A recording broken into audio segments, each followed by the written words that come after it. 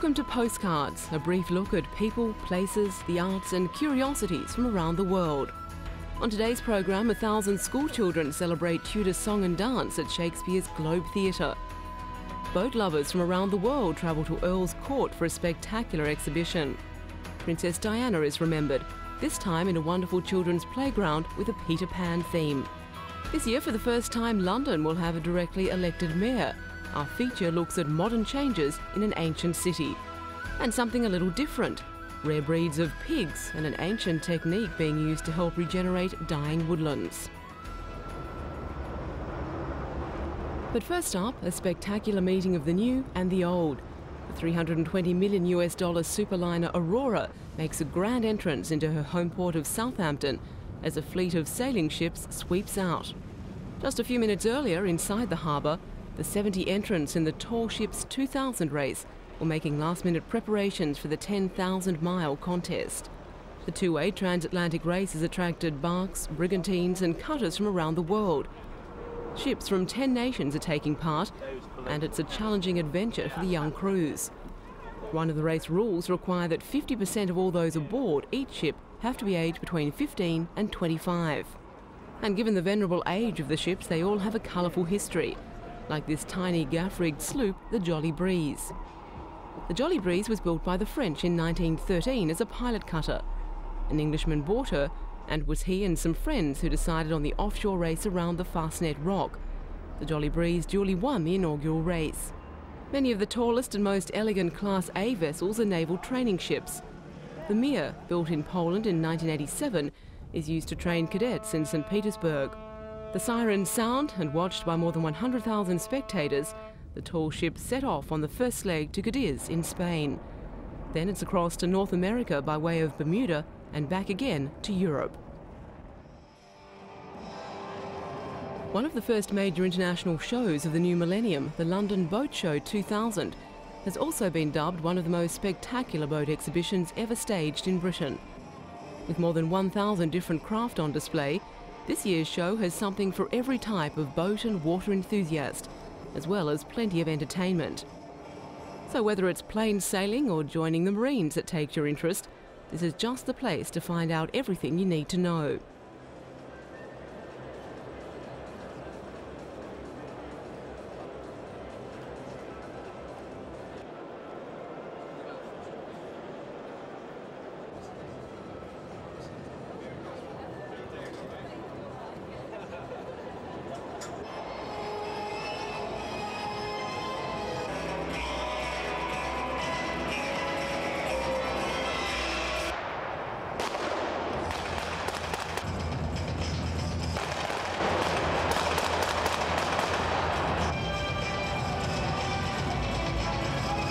The idea, the organisers say, is to create a one-stop shop for boat lovers where they can spend money, ask questions or simply dream about the boats they long to own. This year there are boats priced from $480 through to well over $3.2 million. And there was certainly a lot of dreaming going on around one display. This is the boat driven by actor Pierce Brosnan in the opening sequence of the latest James Bond movie, The World Is Not Enough.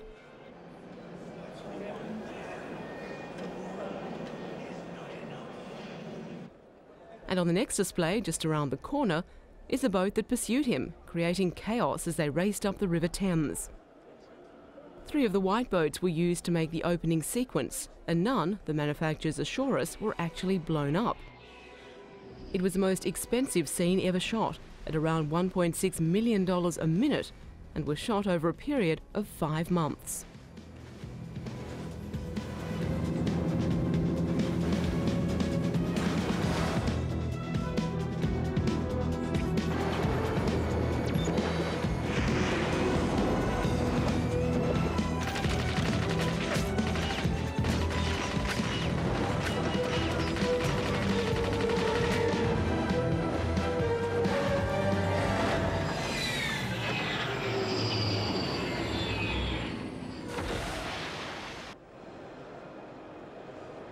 But for those who enjoy a slightly more leisurely use of their time on the water, there were dozens of sailing boats, some up to 30 metres long, others on the shorter side. Or perhaps dinner for two in this $32,000 handcrafted wooden barge. The exhibition is open for 11 days. More than 17,000 visitors are expected to attend, with some 15,000 coming from overseas.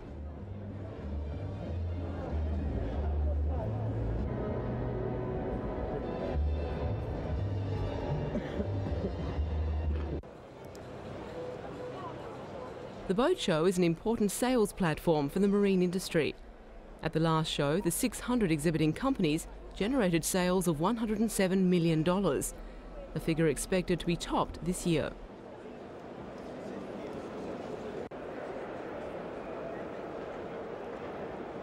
The UK boating industry says boat sales within Britain are good, but with the strong value of the pound, exporting overseas is becoming increasingly difficult.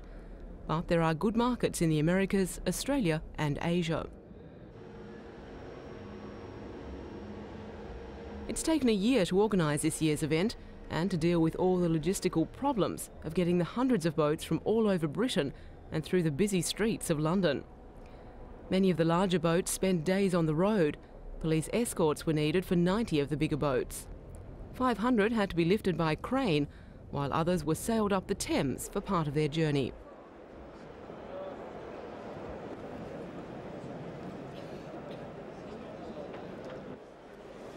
This year's event also boasts the world's largest ever display of chandlery and a huge range of the latest trends in nautical fashion.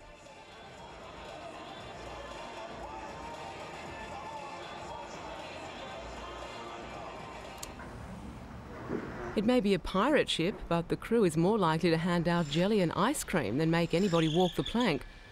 This 7-ton galleon, built in Germany, is a centrepiece of a $2.08 million playground to be dedicated to Princess Diana.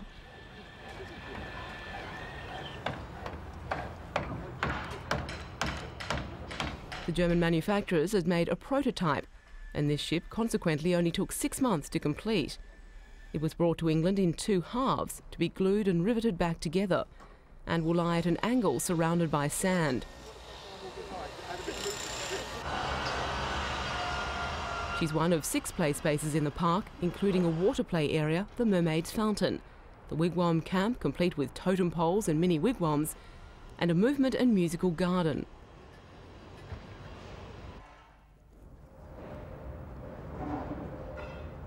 The theme of the park will be based around Peter Pan, because the author of the children's classic, J.M. Barrie, gave the money for the original playground.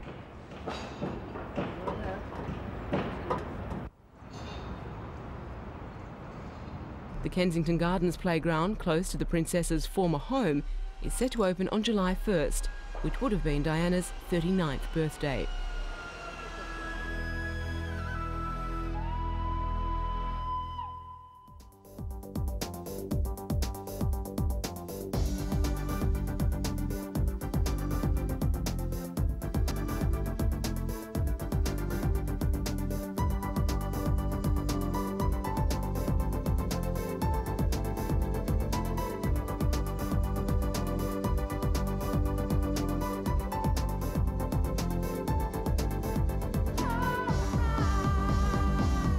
London is about to get its first ever directly elected mayor and an elected assembly. Their daunting task to run this capital city of 7 million people. The Lord Mayor of London, riding in his gilded coach for the annual Lord Mayor's show, has no political power. The new Mayor of London will be very different.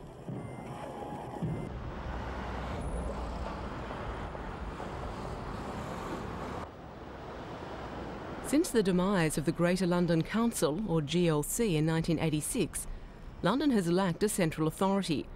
But this year, London will join the other capital cities of Europe in getting its own mayor and assembly. Among the areas the mayor will have responsibility for are environment and transport. Traffic congestion in the streets of central London graphically illustrates how these two issues are closely linked. 4 out of 5 of those who commute into London to work do so by public transport. London Underground estimates that £7 billion will be needed over the next decade to repair and modernise the network. How to raise this money is one of the major issues of the campaign.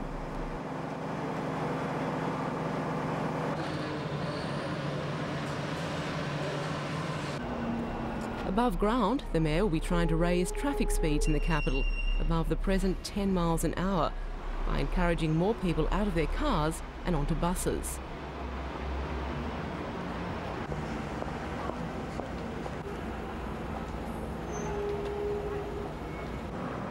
The mayor will also control the budget for policing London. A survey last year found that crime was the top concern of Londoners. Almost a quarter of all crime in the UK happens here. London has some of the wealthiest and some of the poorest people in the country.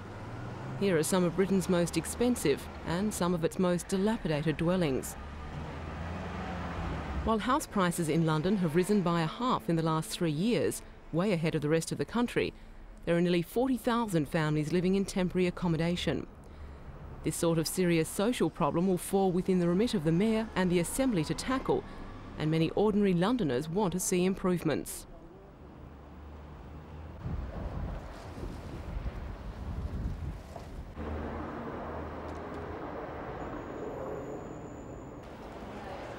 St John's Wood, one of the wealthiest parts of London.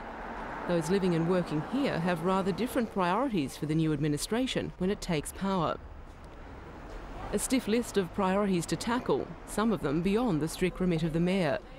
But experts say the powers of the Mayor could well be tested by an energetic and ambitious local leader. London will be the biggest European city to have a directly elected Mayor. Its economy dwarfs that of any other city in Britain. A fifth of the earnings of the country are made in London, which is an annual gross domestic product estimated at over £100 billion, or $160 billion US. London's business people are keen to see an elected mayor and assembly and have a clear idea of what they would like to see them do.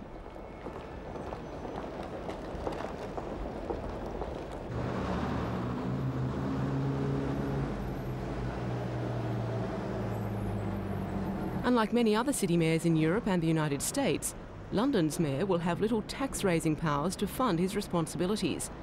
But many expect that Londoners will inevitably face paying local taxes sooner or later. Sì, in questo momento siamo ancora sul livello di 99,75. Ti può interessare? Mais quand tu regardes sur Bloomberg, on vient de 15, de moins 15.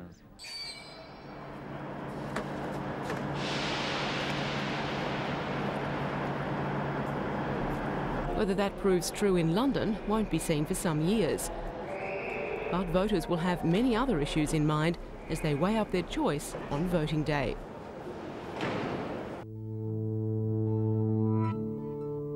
On May the 4th, a London mayor will be elected.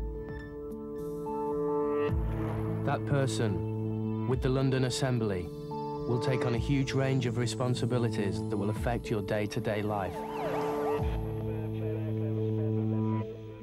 You live in London. Have a say in who runs it. Music! Look, Nubs! Shall they play for us? I would give gold to hear them play. Shakespeare's Globe Theatre in London is resonating to the sounds of Tudor music, songs and dance. The cacophony of 1,000 school children is the culmination of 6 months' collaboration between Globe Education and 25 London schools.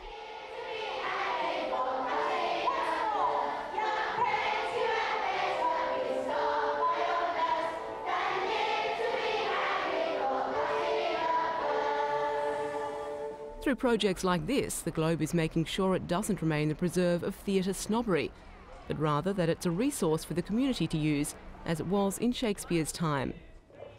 These children are learning about the Tudor period in school, and this practical involvement is a vivid entree into the past.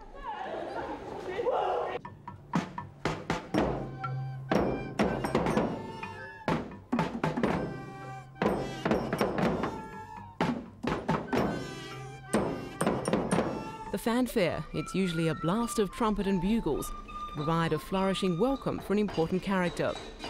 Shakespeare used it to herald royalty on stage.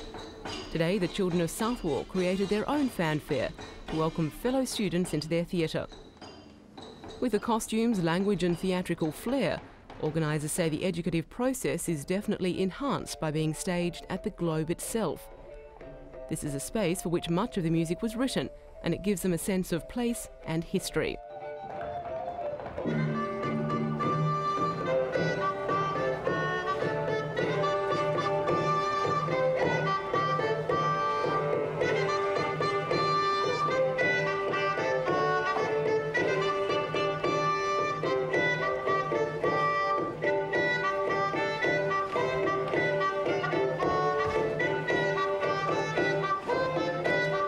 Globe Education has in the past run similar events, accessing school curricula through drama, but this has been the first foray into music.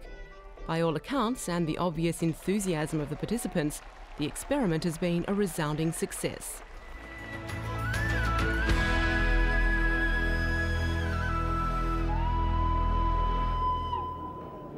Japanese traders buying ivory in Namibia. An auction like this would have been unthinkable until February last year, when the United Nations body enforcing the decade-old ban on ivory sales agreed to a one-off sale of stockpiled ivory in Namibia, Botswana and Zimbabwe. Now these three countries, along with South Africa, hope to persuade the Convention on International Trade in Endangered Species to allow another sale of stockpiled ivory when it meets in April. Environmental campaigners say that any weakening of the 1989 total ban on ivory sales would spark renewed poaching, which decimated elephant numbers in pre-ban days. Even the one-off sale last year, they claim, led to poaching. Environmentalists say seizures of poached ivory, like this one in Kenya last August, have sharply increased following the restricted sale in 1999. They deny that countries are losing out financially by being unable to sell ivory from their recovering elephant populations. This income, they say, will be put at risk if there is a return to the days when these magnificent creatures were hunted down in their thousands simply for their ivory tusks.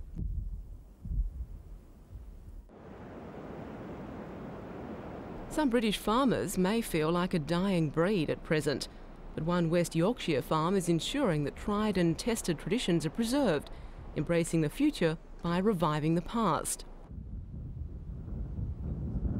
An area of woodland near the farm is being revitalised using pannage, an age-old practice mentioned in the Doomsday Book, circa 1086.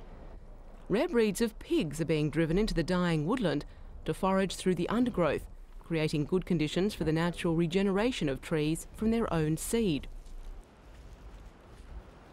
The pigs belong to Home Farm, a rare breed centre on the Temple Newsome estate near Leeds. The 300-year-old farm is the largest approved centre of its kind in the world, home to more than 400 rare pigs, cattle, sheep, goats and fowl. The centre is sponsored by Leeds City Council and supported by the Rare Breed Survival Trust. It's another way of stopping the rare breeds becoming rarer, but it's also to bring public awareness to what the estate is doing. Rare breeds like these are renowned for their hardiness and their ability to survive without the use of medicines and other interventions by the farmer.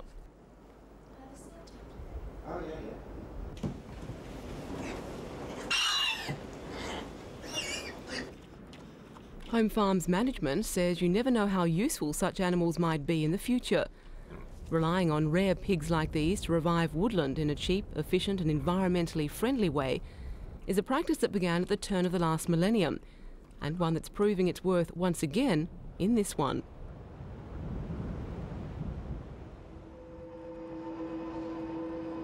Still on animals, but of the domestic kind. The Eurostar shuttle arrives from Paris at Folkestone in Kent. A grey day in southeast England, but an historic event nonetheless. The first animals to enter the country for more than a century without facing quarantine for 6 months were on board.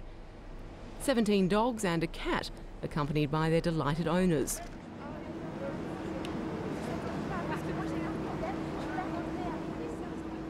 Mary Fretwell was particularly pleased. She's campaigned for 6 years to end the current restrictions. Every dog has his day, so the saying goes. There was just time for some canine refreshment before the owner interviews began in earnest.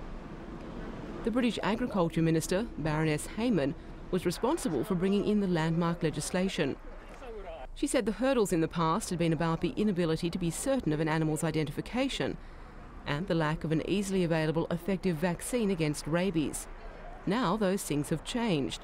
The scheme will be implemented throughout the UK by April next year, and there are plans to extend it further in the future. But for the moment, it was happy pets and owners, with a special thank you from the four-legged fraternity. Elsewhere, groups of youngsters are taking part in a new scheme to save endangered species at home and abroad. Think Global, Act Local That's the message from the Jungle Patrol. The project aims to encourage children in Britain to raise money for global conservation while learning about their own wildlife through a comprehensive study program. You will get lots of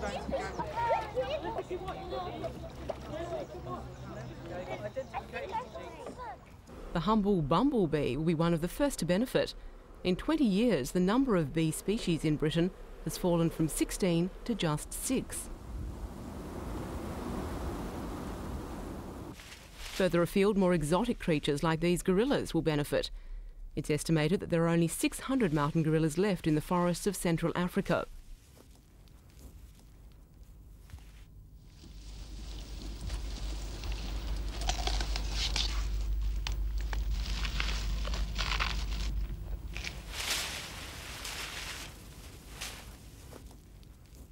Besides the bee, other more unusual British creatures will be helped. Rare albino hedgehogs like this one, who was a great hit with the youngsters, are high on the list of species to be saved. It's easy to see why. Pond dipping was the order of the day at the launch of the scheme in central London, and wildlife experts helped the children to identify the creepy crawlies they found.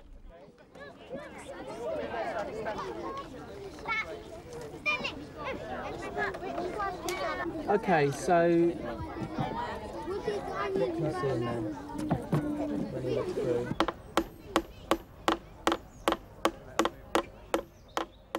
Encouraging bird life is also an important part of the UK initiative. Carefully placed bird boxes increase the population by providing safe nesting places. They usually go into the corners, so they're all around the edges. In fact, that corner's brilliant. And there's also It's hoped jungle patrols will enable children to learn about conservation while having fun at the same time. And this little fellow certainly seemed to be thriving on all the attention. And that's all for today. Join us again next time for a postcard look at interesting people, places and the arts.